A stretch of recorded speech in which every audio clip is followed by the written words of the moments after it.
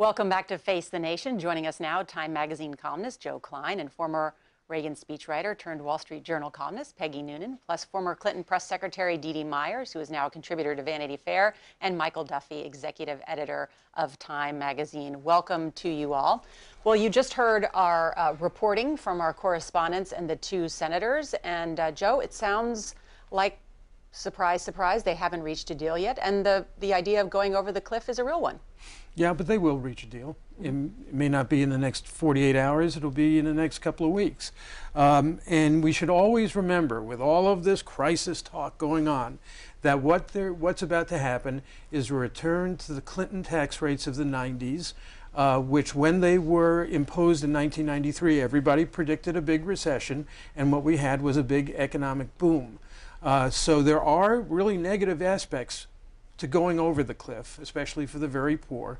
And there's going to be a lot more chaos in the Pentagon and throughout the government because of contracts. But still, it ain't that huge, I don't think. And I think they'll get the deal done. Peggy, what about that? Who is sort of to blame for this? I mean, are Republicans to blame? The president said this morning that they just can't say yes to him, that he has gone way above what he can negotiate. The Democrats have been mad at him for some of the things that he's been willing to negotiate on, but Republicans just can't say yes to him.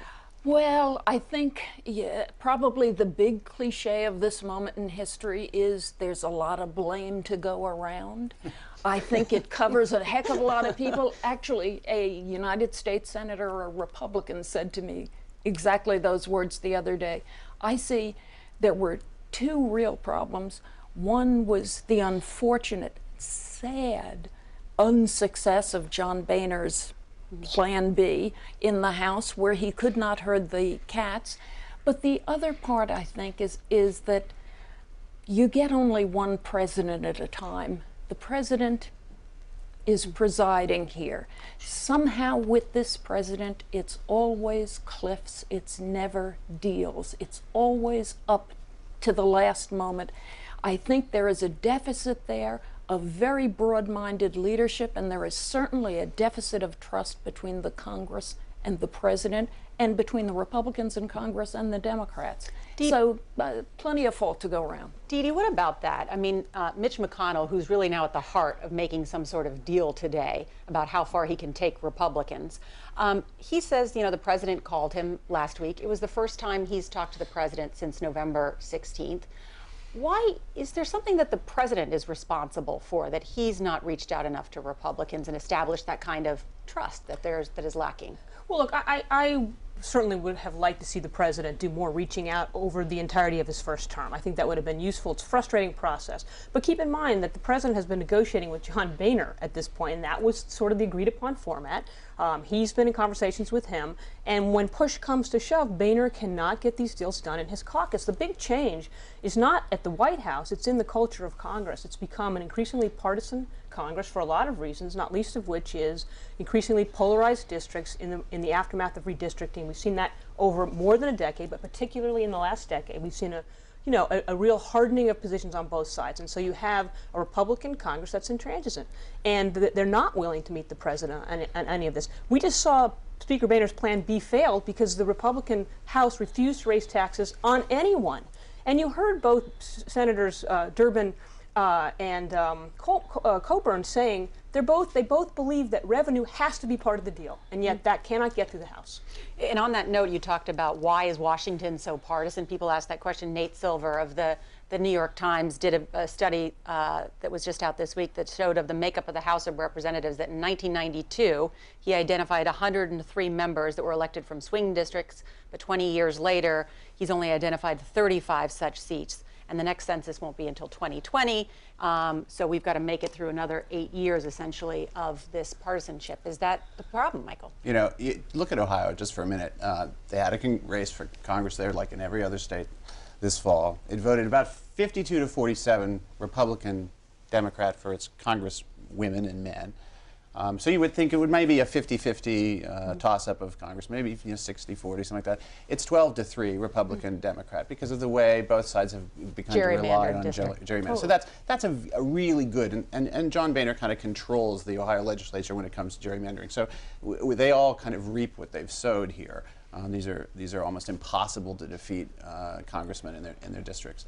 So some of that is gerrymandering, but I think another thing to remember here is that we've just been through this sort of 6-week, 8-week drill on this fiscal cliff, and most of the conversation has been about taxes. And the White House has done an excellent job, both by dealing with the House and in all the messaging, both today and all through the weekend, about how this is about Republican intransigence on taxes. And we've seen that. There is as much gap between the president and his party in Congress on spending cuts as there is between John Boehner and his caucus on taxes.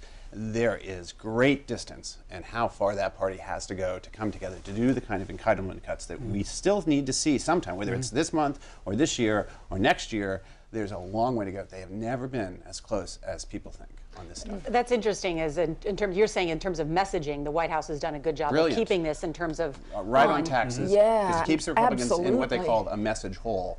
But on spending, their own party has, every time the White House suggested a little bit of spending, whether it's on Social Security or Medicare, immediately the Democratic caucus says, no, we're not. But isn't that the thing about the Boehner deal, that, as the president said this morning, he was willing to go farther on spending cuts and some entitlement reforms that made Democrats mad at him, and even he couldn't get Boehner to accept that. That's right. He was willing to raise the age of eligibility for Medicare. Which Dick Durbin opposes. He was willing to change the way consumer price index is calculated for Social Security.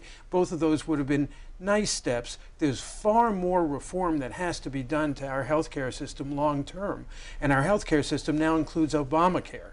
And there are ways to mesh Obamacare and Medicare, but we're not even beginning to talk about those ways. If you talk to Tom Coburn in the corridor, he'll say, wow, there are things we could do.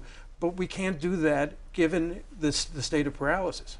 So would it help break the paralysis? I mean, we're already at the point you'd think it would have pushed them. 17 months now we've been looking at this scenario and they haven't gotten anything done. Granted, we were in an election. Would it help push this grand bargain that everybody thinks, and everybody seems to know the outlines of which they are, if we went over the fiscal cliff? I think so. Yeah. I mean, I don't mind it. But you mean in the era of crisis, this might force action? Is that what you're saying? But also, I think that the Clinton tax rates of the 1990s were an appropriate level of taxation for this country. But one of the reasons that was successful. Clinton spending levels, if you know what I mean. No.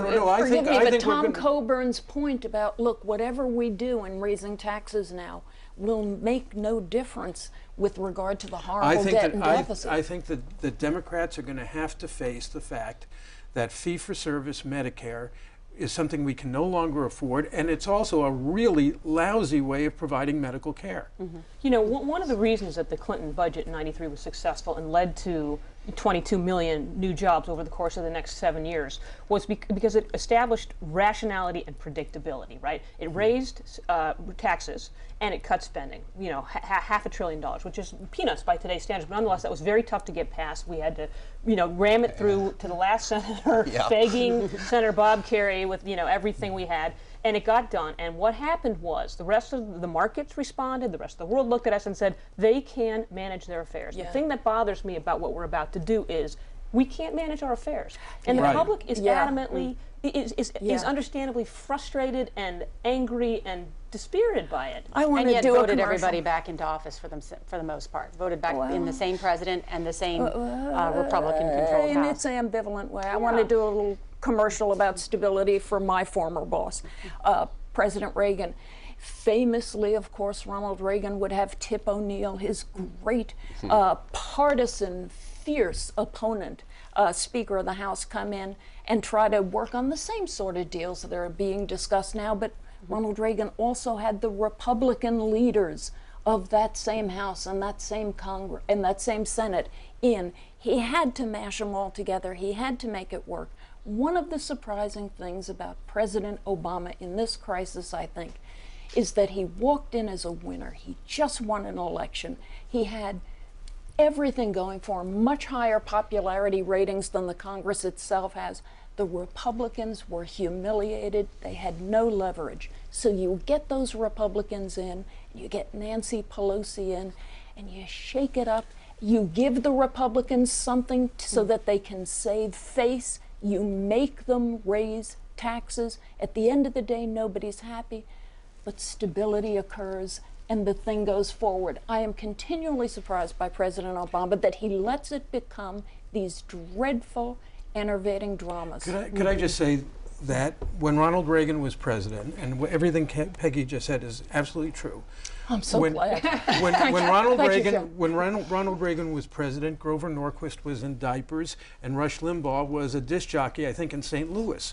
You have had a hermetically sealed culture grow up on the right in this country that, as we saw during the last election, is removed from reality and is extreme in the most egregious way. And you don't have to go all the way. It's much further than that. When Bill Clinton passed that budget deal, he didn't get a single Republican vote. Right. And there hasn't been a Republican vote for tax increases in 20 years. And if the deal falls apart today, which I think it probably will, the reason will be there will be no Republican votes, maybe even in the Senate, much less to the House, for a tax increase, which is what they're talking about. And in the short term, there's no political penalty to pay for that, which is back to your point. I guess that we re-elected both the Democratic president and because of gerrymandering, and so there's no political price to pay. And so members of Congress can vote best interest of their constituents and not the best interest of the country. All right, we're going to take a short break.